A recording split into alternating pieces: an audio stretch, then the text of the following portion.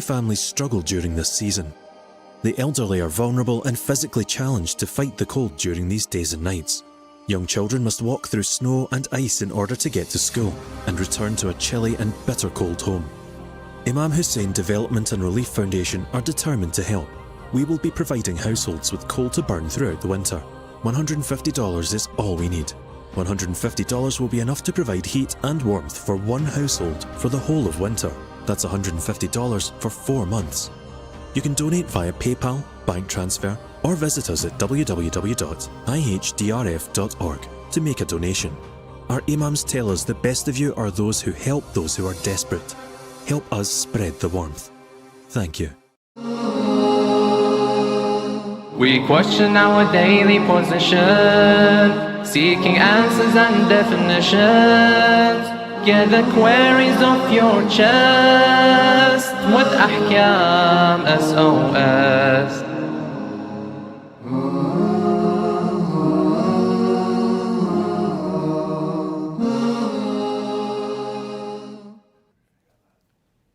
Assalamu alaikum wa rahmatullahi wa barakatuh. Welcome to Ahkam SOS, the show that discusses Islamic duties and practices. Now, this is a live show. We do take in all of your questions. So if you have any question in regards to any topic in Islam, please send in via the WhatsApp, the email address. If you're watching via the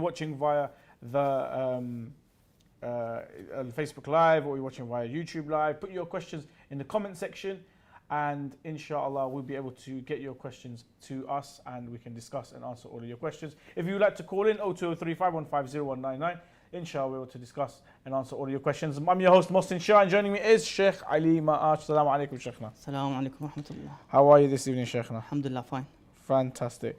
Sheikhna, if one begins a 4 rak'ah salah and during the course of the salah realizes that he is a traveller while he has not reached the ruku' of the 3rd rak'ah, what should he do? أعوذ بالله السميع العليم من الشيطان الرجيم بسم الله الرحمن الرحيم الحمد لله رب العالمين وصلى الله على محمد وآله الطاهرين ولعنة الله على أعدائهم أجمعين. If one was in trouble and they forgot about the hukum of praying qasr, or to shorten the salah in safar, and they were about on the 3rd rak'ah as you mentioned, and they just remembered that they are in safar, in trouble, they have to shorten their salah. In this situation, the one should straight away sit down towards the tashahhud position and perform the tashahhud and the salam in the salah, which is in 2 rak'ah, because he was in the 3rd rak'ah, which means salat al-dhuhr or asr or isha. In this situation, he ends the salah with 2 rak'ah only. The salah is valid, but he needs, or she needs, to do sajda as-sahu, because he added an extra in salah. So that's why you try to amend this situation, this fault, with sajda as-sahu. Sheikh, if a child extracts a mineral or uncovers a treasure trove, who is responsible to pay the khums of these possessions? Well, it is the responsibility of the guardian or the parents of the child to pay the khumus, whatever comes into the child's hands in terms of the treasure trove and so forth, as a per obligatory precaution, ihtiyat wujubi. So the one should pay, because when you find the treasure and so forth, you have to pay the khumus on these found treasures. Sheikh, are alcoholic beverages pure? Is beer pure, according to his evidence, the Grand Ayatollah Sistani? The Sayyid clearly mentions that that there's no doubt that alcohol is impure and najis, and even the beer, which is known in Arabic fuqa', also is impure, but on the basis of the precaution, ihtiyat wujubi. And of course, the Sayyid mentioned there's no doubt that alcohol is haram to be consumed. That's very clear. Shaykh, some questions in from our viewers from the WhatsApp. Salam, is it permissible to use certain drugs for recreational use, like inhaling balloons and smoking marijuana? You have to see which class is the drug. Is it the one which is ala kulli hal causes those effects, side effects in which is forbidden, then of course you can't use. Otherwise, if you mean by drugs which are, I mean, I don't know what type of drugs we have, but if it's to do like shisha and smoking, this is not haram in overall. So if it's drugs, then of course haram to be consumed. The one we know, Or like class A would be whatever. cocaine, Classes. Exactly, heroin, they're all haram to crack, be consumed. meth. I see. Exactly. Also from one of the viewers, Sheikh, Assalamu alaikum. Should academics and scholars charge for their services, i.e. for giving a lecture, reciting at marriages and funerals and so on? So I think he's talking about mu'ammamin and so forth. When someone's getting married, they come to recite the aqd. When it's a funeral, they come to recite the janazah prayer and so forth. Should scholars be charging for these services, or shouldn't they do it free as a community service? You see, every profession has its own costs and services. You see, the mechanics charges. The plumber comes to your house, fixes your taps and pipes and boiler and such like charges. Academics, the ulama and whoever is in this field, of course they have spent, if not hours and days and months, years in studying and researching and providing all their efforts and time for this purpose. So that's his career basically. So when it is his career, then basically he needs to be paid for the cost of his, let's say, living in somehow. So they have the right, of course. This is part of the profession, their profession, to be charged, of course, to charge and pay for their daily expenses.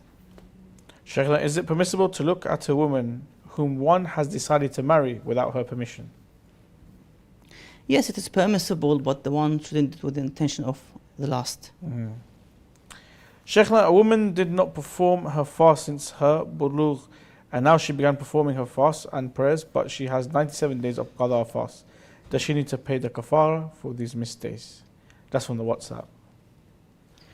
Basically, this question has two answers, two parts. The first part, if this lady was ignorant and jahil in the hukum of fasting, she had no idea about, let's say, the obligatory and wajib acts with regards to fasting, then she only needs to basically make up those missed days, 97 days, qada, perform the qada, gradually, slowly, let's say, to begin 5 days a month and so forth, and then pay for each missed day fidya, which is a portion of food, about 750 grams of food, wheat, barley, and so forth, to the poor.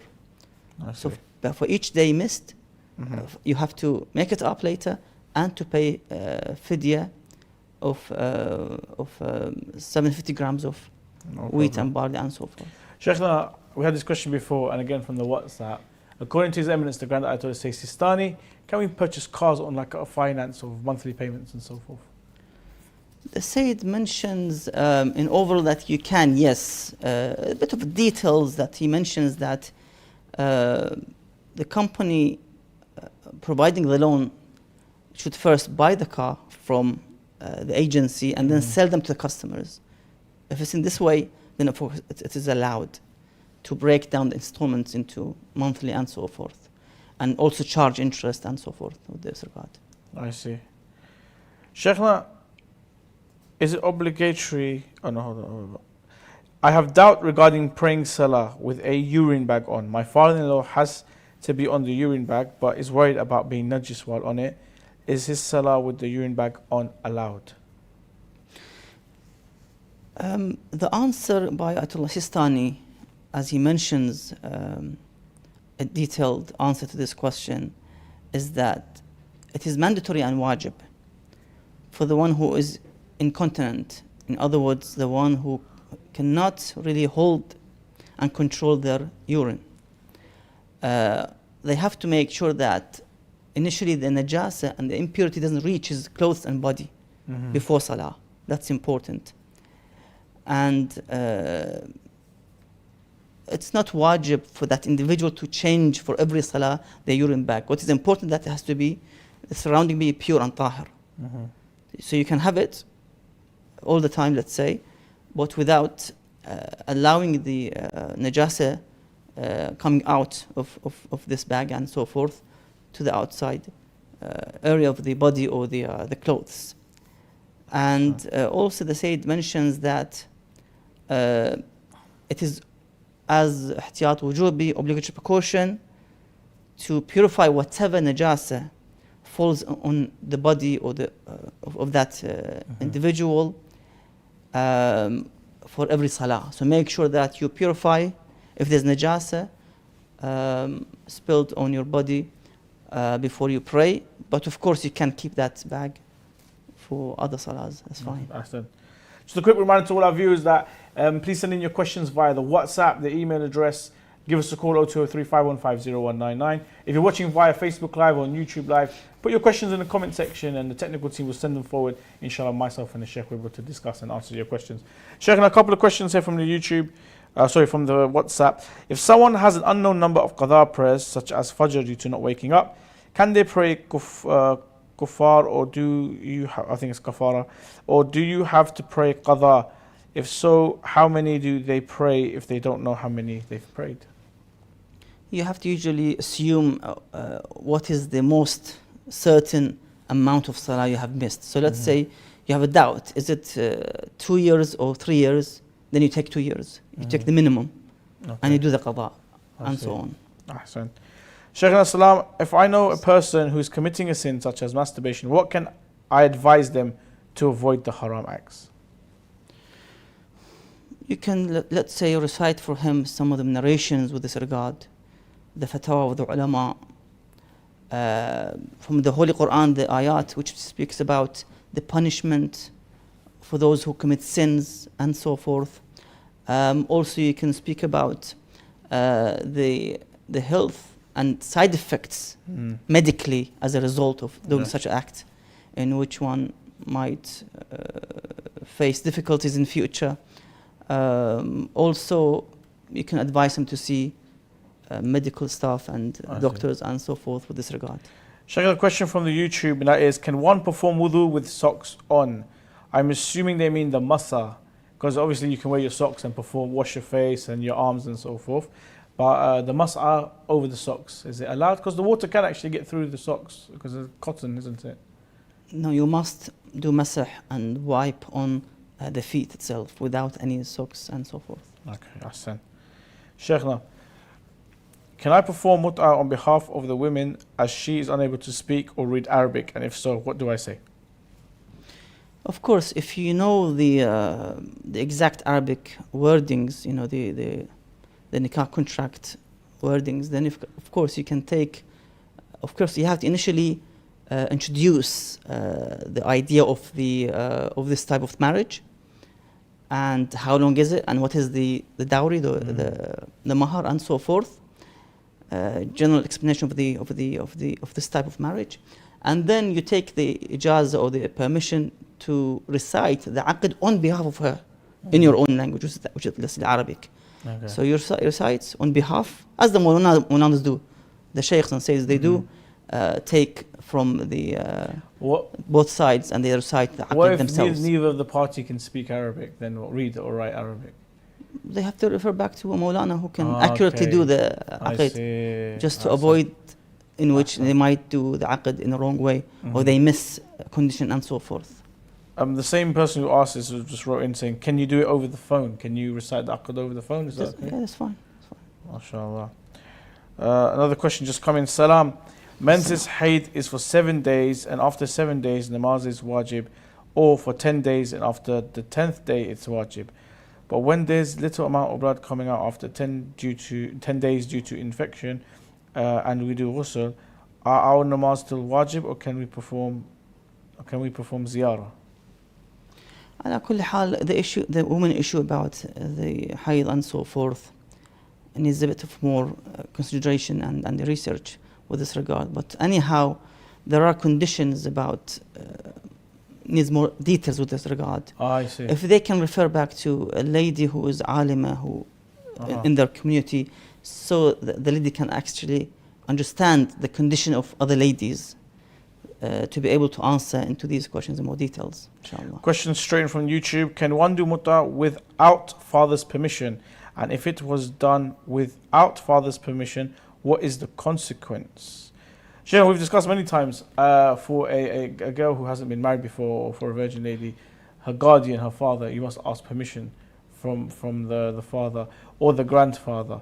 The only instance where you don't is if the father or grandfather have passed away, or the sister herself, she's been married before, and she's single. What happens if you don't ask the father's permission and you go ahead and you perform muta with a sister? You must ask with permission from the father. It's a condition, yes. And if you don't, is there? You have to go back and ask. Ahsant. Okay, Sheikh, again from the YouTube. No, we haven't. Someone's typing it in at the moment. In the meantime, we'll go to another question. Is it obligatory for the individual who has recovered from one's inconsistent condition to offer qada in lieu of prayer for those salah he had performed during his illness? If somebody was in such condition that they can't control their, let's say, urine and so forth, and they had to use, let's say, a bag and so forth, and they're put in this situation and condition, let's say, for many years, but now they have cured themselves after a few years, let's say, they don't need to repeat and pray qada of those prayers in which they prayed in this situation and hala, because they have fulfilled their obligation by praying in this way. Similar to tayammum, you are in a situation that you have to do tayammum for some time, and then you go back to wudu again. You don't have to repeat the salah in which you prayed in tayammum. In some cases, of course, that you have to pray all these days and months with tayammum. No, you have your duty and wajib was to pray in this way. Let's say in the state of sitting, let's say, and not standing. So you don't have to repeat it again after you have recovered from this illness. Sheikh, if one finishes washing his face and then without adding further water over his face, wipes his hand over the entire face, does this constitute as a second wash? In other words, does adding new water constitute as additional wash? Yes, of course. Only pouring new water over the face would be counted as additional wash. So yes, when you add a new water, then of course that's going to be the second wash. And as I mentioned before, the third wash is not allowed. Sheikh, when traveling by car or train between cities, there are sometimes no facilities to wash other than water taps in public. In such circumstances, should a woman perform wudu in public in front of other men? If it's possible for that lady to go somewhere, let's say, behind the scenes somewhere that men cannot see her and do the wudu, that's fine. Otherwise, if there's no way in which she can perform the wudu except in public and in front of the men, then their hukum changes to tayammum. So she must do tayammum in this case, because she cannot do a worship act by sinning and disobeying Allah Azza wa Jal. This is a worship, an act of obedience. You cannot make the obedience in line with disobedience. It conflicts, basically. Yes. So you have to go and revert back to something else, which is the tayammum, another way of doing the tahur and tahara. From the YouTube, Sheikh, now, playing billiards or pool in non-Muslim country is haram, yes or no? It really depends. If these types of games are originally to be gambling tools, then it's haram. So you have to go back and see, ask the experts to see if these games are made for gambling, such as the backgammon or the cards, the hearts, and so forth. Then of course they are haram. Otherwise, there's no issue with it. Sheikh, again from YouTube, is it recommended that a Shia woman marries a Sunni man? I don't think that's a recommendation any Maraja would give. But Sheikh, yes, sisters from our Ahl Tushi background, are they allowed to marry into other madhabs of Islam? We usually discourage this act in terms of marrying from different sects, because the problem is, if the man is Sunni, he has the power and the influence over his wife and even the children. Yes. And I've seen a family in which the woman was a Shia and eventually became Sunni because of some of the Shia hukum she wasn't really happy with, so she became Sunni. And of course the lineage will be all Sunnis at the end of the day. So we don't really encourage this act because of the change of aqidah is something not allowed for the one to leave Ahlul Bayt alayhim salam and pursue and follow their enemies. Yes. So we have to be careful with the situation. Ahsan. If you can keep your aqidah, yes, ala kulli hal, it depends. Ahsan. Sheikhna, another question from YouTube, asking from a friend, if you have missed prayer, do you have to pray separate in order prayer, or can you pray all morning, all dhuhr, all asr, etc.? I see. So when you have qadha prayers, I think the person's asking, do you pray them all at once? So you pray all the fajr qadha together, all the dhuhr qadha together, all the asr together, or can you pray as you please, or do you have to do it in order, dhuhr, asr, maghrib, isha, fajr, and like that? How do you pray your qadha prayers? Is there a sequence or an order that you must do it in? And then the way you find it easy for yourself. So you can pray, let's say you have 30 days of qadha, so 30 subuh, 30 dhuhr and asr, 30 maghrib, isha, or subuh, dhuhr, asr, maghrib, isha, and so forth. Depends. Sheikhna, again from YouTube, Assalamu alaikum. Can we as Muslims visit the cinema? What is your opinion on the movie Lady of Heaven? Can we go and watch it? Cinema, I think, Sheikhna, a lot of people are they're skeptical about going because of a mixed gathering. Are you going to be sitting next to a male or female, or a mahram or non-mahram, and so forth? And also, with all the different films coming out in regards to Shia history and so forth, some may be, controversial, some may have, consequences, and some may not, as, they are portraying the truth of what happened according to our narrative. Sheikhna, visiting cinema and also controversial films that people who say are controversial, which are not, your opinion on these, please? Well, initially, going to the cinemas and watching films, if the film is not a film of haram, such as you mentioned, The Lady of Heaven, of course, we can go and watch. There's no issue with it. And the mixed gathering, it's not a party or place where you have men and women dancing and as you are in the buses, for example, at school, college, you have mixed gathering. But if you don't commit haram, there's no issue with it.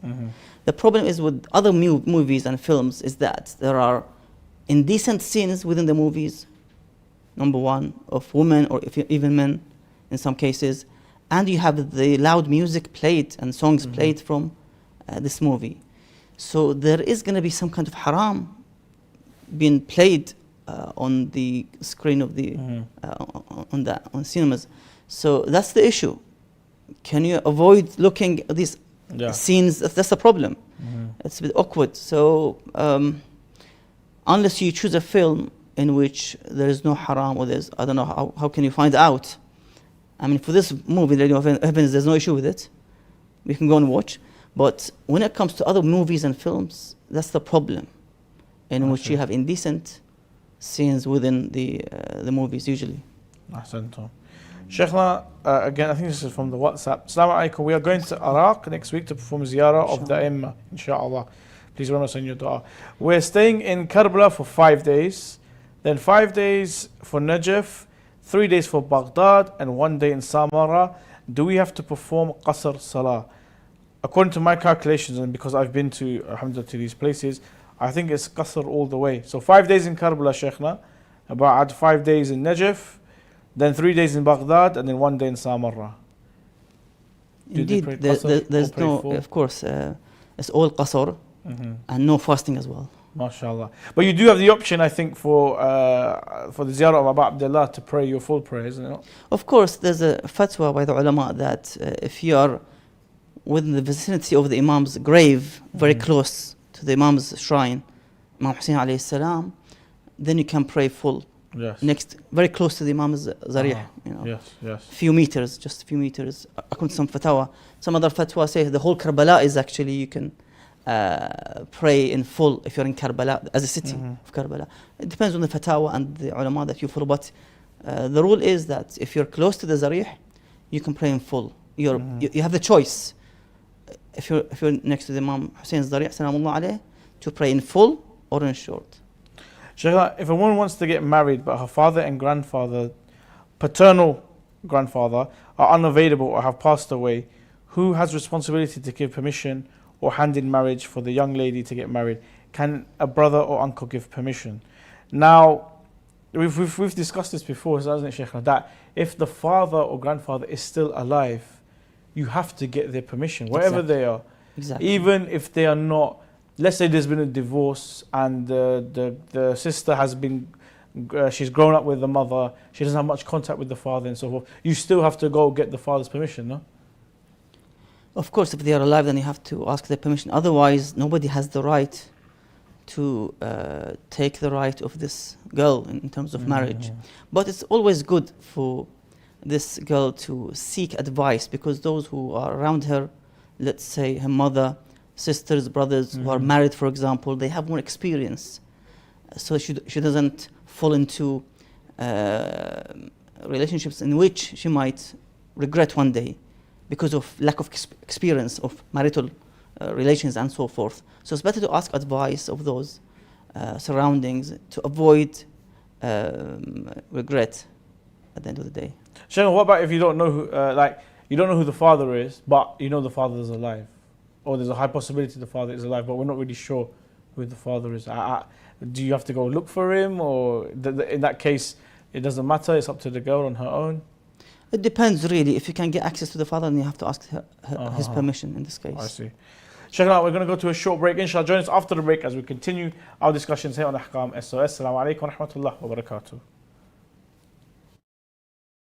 I have a question regarding keeping pictures of Is it scholars permissible at to home. plant trees by or Was over Islam the established graves? based on peace and Is it non-violence? permissible to collect donations for charity projects from Is it permitted to consume canned food imported from non-Muslim Is there countries? an issue for men looking at non-Muslim women? To have your questions answered live, call in on +44 2035 150199 or WhatsApp us on +44 7415 092155.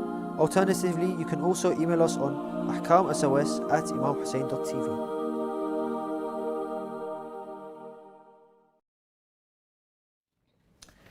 Yes, they ask if you have a question that you would like to send. That's how you can send them. Send them via the WhatsApp, the email address ahkamsos at imamhussein.tv. Give us a call 0203 515 0199.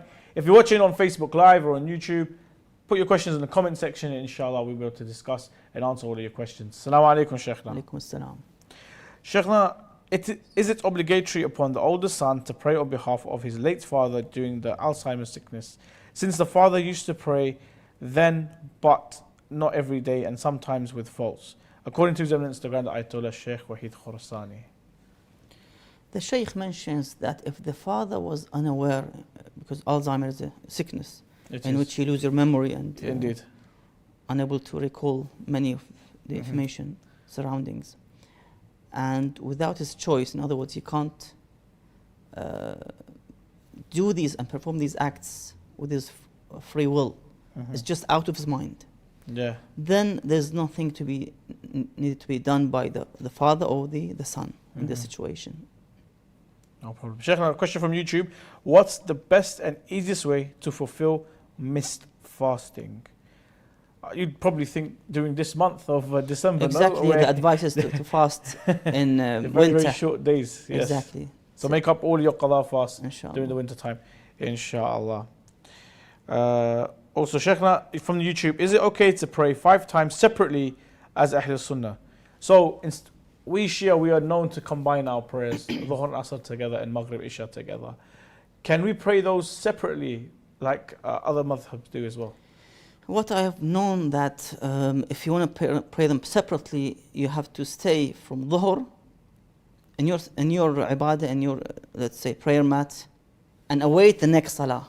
Really? It doesn't mean that you have to leave the Salah and go back to work and you do tasbihat, zikr and so forth until, let's say, 2 o'clock, 3 o'clock. You wait for the next Salah, and then this is how you pray, and you separate the Salah in this situation. Wow, wow. Another question from YouTube. I have a question too regarding a trip to Iraq. I am only married Islamically to my husband, not within the law of the land. We are from, okay, they keep mentioning the thing, they're from the Netherlands, Holland. Is that a problem? Or married Islamically is enough? Do we need to take the nikah papers with us? I'm not sure if this is to do with immigration or not, but Sheikhna, having an Islamic marriage, is that enough to be recognized as a married couple within Iraq? Well, now even in Iraq and other countries surroundings, they ask for paperwork, especially if you want to go to a hotel, they check your ID to see if you, because what happens, they write the married status on these ID cards that they are married. Otherwise, they won't let you inside the hotel, for example. There are issues in which you might struggle if you don't apply legally or officially as married. So it just helps to ease your situation. Sheikhna, again from the YouTube, is it haram or not recommended to give haram products for Muslims to non-Muslims instead of throwing it out? I see. So if a Muslim, for example, they get a gift, maybe they've got some chocolates and there's some pork in it or something like that, or they've got, someone gave them a gift which is not suitable for a Muslim. Is it okay for them to give it to a non-Muslim person, or should they just throw it away? As you mentioned, if it's pork or wine or alcohol, it's not allowed. They have to throw it away. They can't give it as a gift to others. Sometimes they bring you, let's say, a bottle of wine as a gift. Yes, very popular here in the West. No, you can't consume it. You have to throw away. Okay, I see. Sheikh, now let's go to the Shia Plus video, and inshallah we'll to solve an issue that they have this time, inshallah. I'm hungry, I need some lunch. Okay, what do we have? Okay, chicken, I can't have that. Oh, mozzarella, macaroni, what's this? Is it halal? Let me check. Says suitable vegetarian. Can I eat that? I see. So there, young Amir Raza there, picking up an item which is suitable for vegetarians. As Muslims, is this halal for us to consume? Yes, indeed, it is halal and pure for the one to consume vegetarian products, be it food, cooked food, for example, or biscuits and snacks and so forth. But make sure that there's no alcohol or wine ingredients within these vegetarian products. Sheikh, if one notices semen on his clothes and is certain it is his, and he had not performed the ghusl for this, what should he do? In this situation, the one as obligatory and wajib to perform the ghusl first, and then perform the qada of the salah of those days in which he prayed without the ghusl. And of course, this should be in somehow, he needs to make sure that he discharged the semen as a result.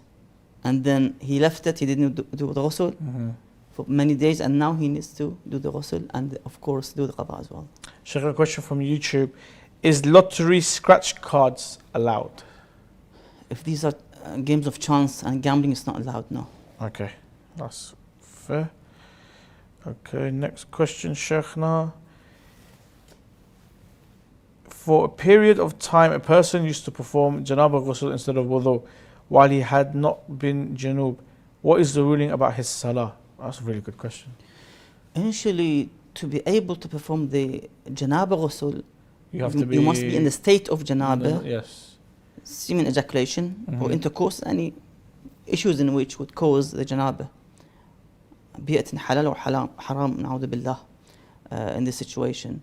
But in overall, in that state, yes, you're mujnib now, you perform the ghusl janaba, and you can pray straight away without wudu.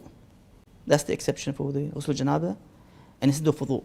But with this situation that this brother was not in the situation of janaba, but he did the ghusl of janaba with the intention of janaba, he must repeat all the salah in which he prayed without wudu, because he hasn't done the wudu. Yes. And this ghusl is not ghusl janaba, the official one in which he was in that state. Yes. So in this case, he needs to repeat all the salah. Wow. Sheikh, from YouTube, if someone is in a haram relationship such as dating and they decide to get married in the future, does that waive the sins that they have committed during the haram relationship? Is it recommended to marry in that case? If I am a believer and mu'min and follower of Ahlul Bayt alayhi salam, I shouldn't do this from the first place. From the first place, I know the hukum, Yes. it's haram, I shouldn't do it from day one. And how many verses we have in the Holy Quran, or even narrations and sermons of Ahlul Bayt that ittaqullah, ittaqullah, ittaqullah, fear God, be pious. So we have to follow their teachings, the divine teachings, and those who Allah Azza wa Jal chose to be the leaders and role models for us and for the whole creation and mankind. So we have to learn a bit and control ourselves that there is a halal way, halal method. Why should I use the haram method when there's a halal method? So the brother should do istighfar and regrets and shouldn't do this again, inshallah. Inshallah. Another question from YouTube. Very briefly, Sheikh, now the pious and God-fearing non-Muslims will all go to hell just because of their religion. Is there any consideration to the pious personalities? In overall, what we have is that on the Day of Judgment, Allah would test those people in which they died without knowing the truth. And it seems to be the majority of people. The Christians, Hindus, Jews, and so forth. They will be tested again, those who are unaware of the haqq, of the truth, of the right path. On the Day of Judgment, Allah is just adil. He wouldn't punish somebody without showing him the haqq. Yes, when they are known about the haqq, they recognize the haqq, but they ignore it, then they get the punishment when they die. But if they were jahil, living in, let's say, remote areas, in villages, away from religion, the true haqq, and of course Allah is just and wise, and He would offer another chance for them on the Day of Judgment and test them. Sheikhna, assalamu alaikum. This is from YouTube, from Facebook, WhatsApp actually. In the state of hayd, can we clip our nails or color our hair? I was reading about the coloring of the hair with henna. I think it's makruh, but in overall it is allowed. Excellent. From YouTube, how can I fulfill my duties as a mom in European countries whereby ethical customs exceed logic Islamic teachings? I'm not sure. I think there's a typo here. Maybe it says biblical customs exceed logic Islamic teachings. So how can I fulfill my duties as a mum in European countries whereby biblical customs exceed logic Islamic teachings? I think we can liaise between those two cultures, the Western culture and the Islamic culture. And we are living side by side. I mean, let's ignore those who are extremists and so forth. Yes. But in overall, we are, alhamdulillah, living for the past 50, 60 years, more than 60 years. Alhamdulillah, I mean, they understand us, we understand them. We have MPs in many European countries who are Muslims. Now in America we have, I think they have individuals, even females, who represent the government.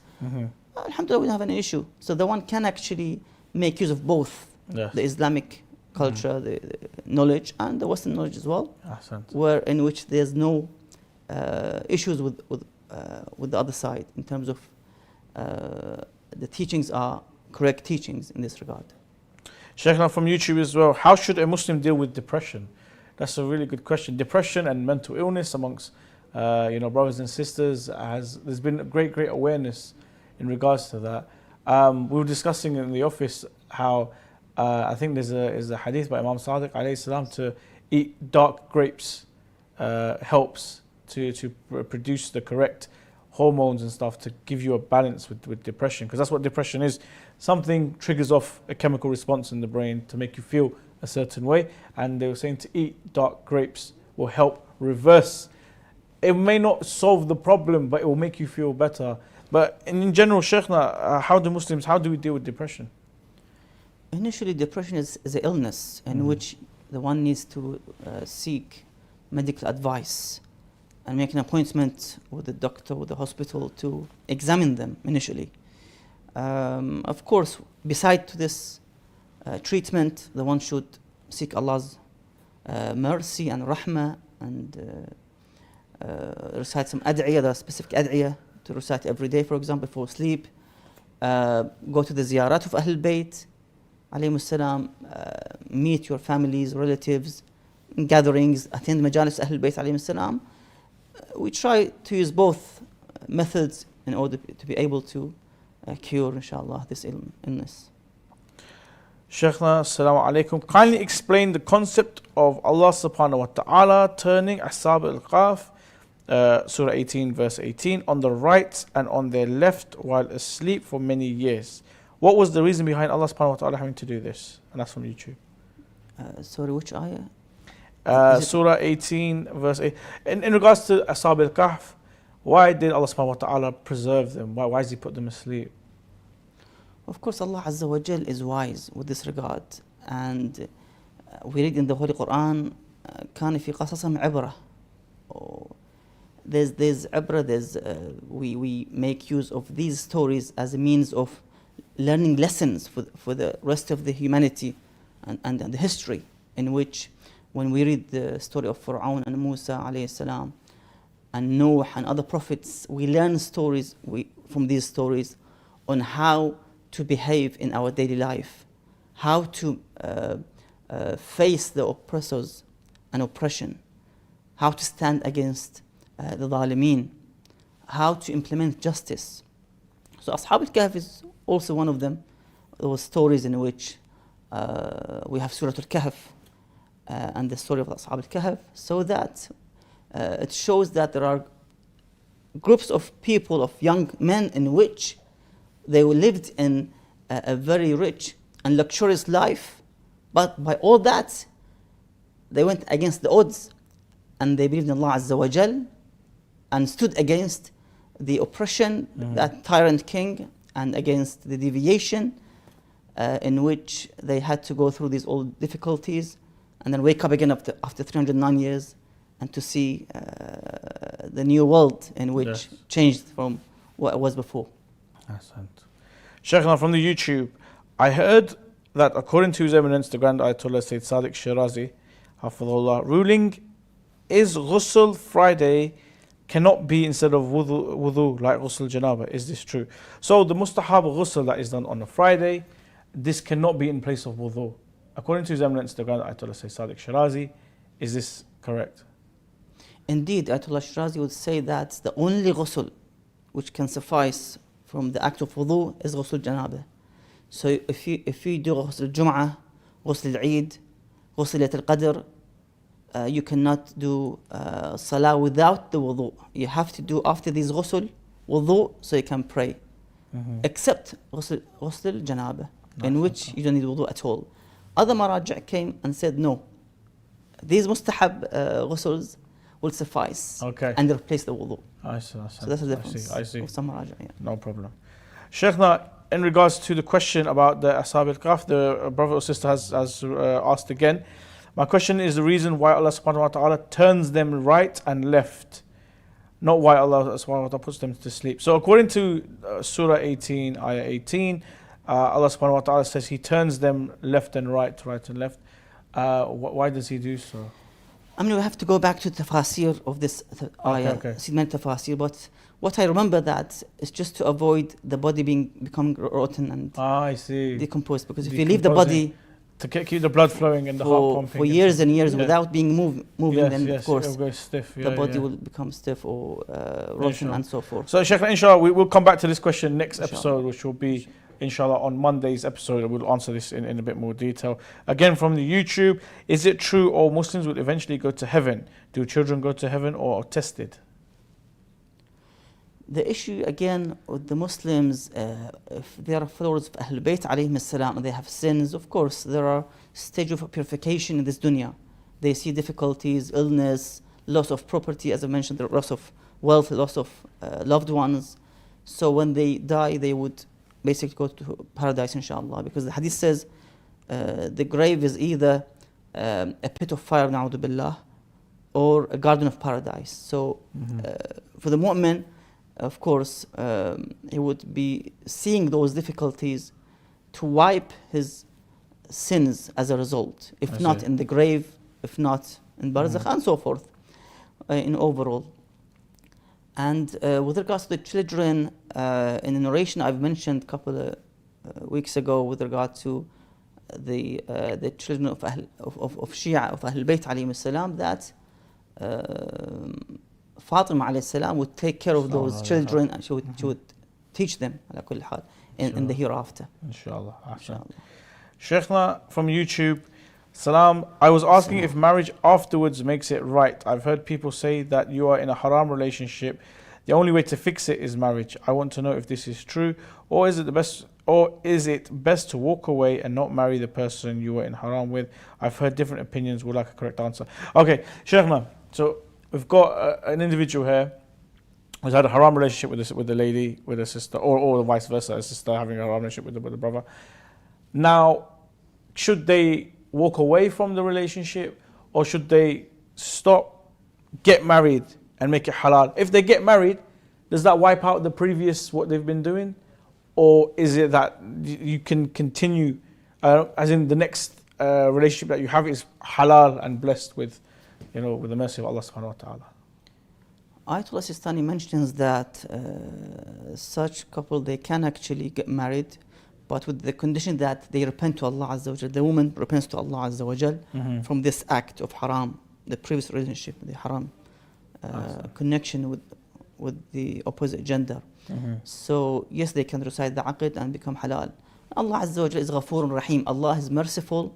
He forgives the sins. Make sure that you sincerely and purely ask Allah's forgiveness, that you won't do it again with anybody else.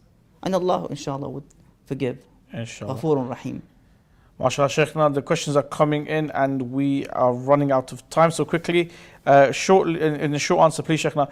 Why was the burial place of Amirul Mu'mineen hidden till Imam Sadiq alayhi salam? This is from YouTube. Because the Nawasib and the enemies of Ahlul Bayt, the Khawarij, they were looking for the Imam's grave. Okay. To dig the grave and bring the Imam from, the body of the Imam alayhi salam. As they want to do with Fatima alayhi salam, in which now she's hidden. There's no grave for Fatima alayhi salam. It's been hidden from us. But the maslaha and the wisdom was that this grave to be revealed again by the will of Allah Azza wa Jal. Awesome. And finally, Sheikh, now quickly, from YouTube, is irfan and philosophy from the teachings of the Ahlul Bayt, and what is the view of our scholars? The irfan and the teachings in which they came from other than Ahlul Bayt is batil and haram. And our ulama, especially in Najaf, are against this teaching, and they do not allow such teaching reaching the Hawza in Najaf particularly. Strongly, especially Ayatollah Fayyad is against this teaching. He spoke about it, he had an announcement about it, exactly. So that's batil if it's not within the frame of Ahlul Bayt alayhim salam. Thank you very much, Sheikh. And thank you to all of you for joining us on this episode of Ahkam SOS. If we didn't answer your question, we do apologize, and inshallah we'll answer it on the next episode, which is on Monday. If you have a question you'd like to ask, please send it in via the WhatsApp, send it in via the email, and inshallah we'll be able to discuss them on Monday's episode here on Imam Hussein TV 3. Assalamu alaikum wa rahmatullah wa barakatuh.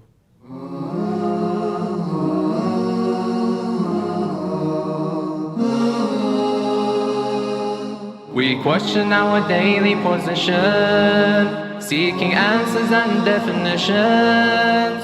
Get the queries off your chest with Ahkam SOS.